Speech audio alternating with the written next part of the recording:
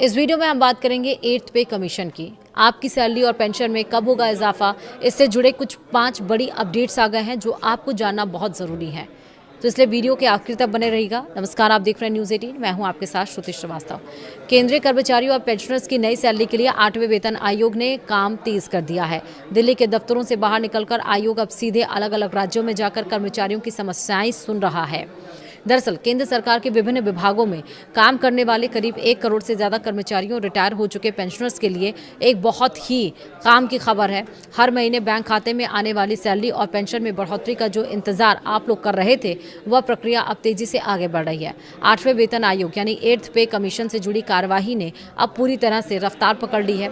Justice Ranjana Prakash Desai की अध्यक्षता में बना यह आयोग अब फाइलों से निकलकर जमीनी स्तर पर काम कर रहा है।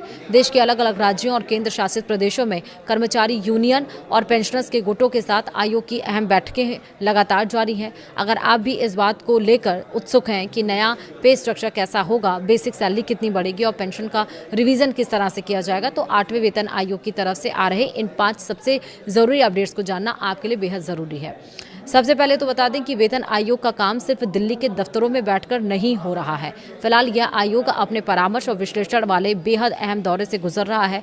इसका सीधा मतलब यह है कि आयोग के सदस्य अलग अलग राज्यों में जाकर वहां के कर्मचारियों और उनकी यूनियनों की दिक्कतें सुन रहे हैं। दक्षिण भारत में चेन्नई यानी तमिलनाडु के भीतर 7 और 8 सितंबर को महत्वपूर्ण परामर्श बैठकें रखी गई हैं। इसके ठीक बाद 9 सितंबर को पुडुचेरी में भी सुनवाई का समय तय किया गया है। उत्तर भारत की तरफ रुख करें तो चंडीगढ़ में 16 से 18 सितंबर के बीच वहां के और आसपास के राज्यों के कर्मचारी संगठनों से आमने सामने बैठकर बातचीत होगी। वहीं राजस्थान के जयपुर में 31 अगस्त और 1 सितंबर को होने वाली बैठकों के लिए आवेदन जमा करने का काम किया जा चुका है। सैलरी का नया ढांचा तैयार करना कोई आसान काम नहीं है। इसके लिए महंगाई के सूचकांक, देश के आर्थिक हालात और अलग अलग क्षेत्रों से आ रहे वित्तीय प्रस्तावों को बारीकी से समझना होता है और इसी काम को तेजी से और वैज्ञानिक तरीके से करने के लिए आयोग ने अपने कंसल्टेंट यानी सलाहकारों की नियुक्ति से जुड़े नियमों में कुछ जरूरी बदलाव किए हैं।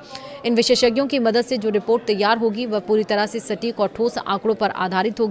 सरकारी कर्मचारियों के बीच आजकल सबसे ज्यादा चर्चा फिटमेंट फैक्टर को लेकर ही हो रही है, क्योंकि इसी से तय होता है कि सैलरी में असल उछाल कितना आएगा। आपको याद दिला दें कि 6ठे वेतन आयोग में यह फिटमेंट फैक्टर 1.86 तय किया गया था। फिर 7वें वेतन आयोग में इसे बढ़ाकर 2.57 कर दिया गया, जिससे बेसिक सैलरी में अच्छा खासा इजाफा देखने को मिला था। अब 8वें वेतन आयोग को लेकर कर्मचारी संगठनों की तरफ से लगातार यह मांग उठाई जा रही है कि फिटमेंट फैक्टर को 3.68 से लेकर 3.83 के बीच रखा जाए।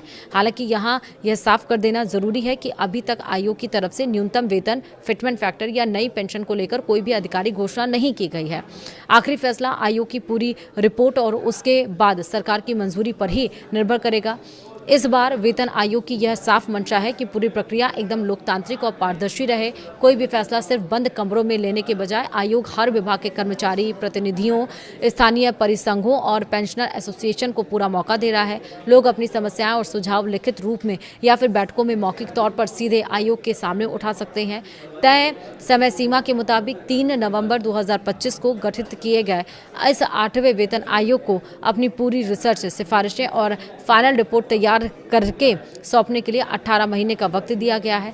जब देश भर में चल रही ये सभी बैठकें खत्म हो जाएंगी, तब आयोग जमा किए गए सभी आवेदनों और सुझावों को गहराई से अध्ययन करेगा। उसके बाद एक फाइनल रिपोर्ट तैयार करके केंद्र सरकार की मेज पर रखी जाएगी। जब उस रिपोर्ट पर केंद्रीय कैबिनेट की मुहर लग जाएगी, उसके बाद ही नया वेतन ढांचा देश भर में लागू होगा।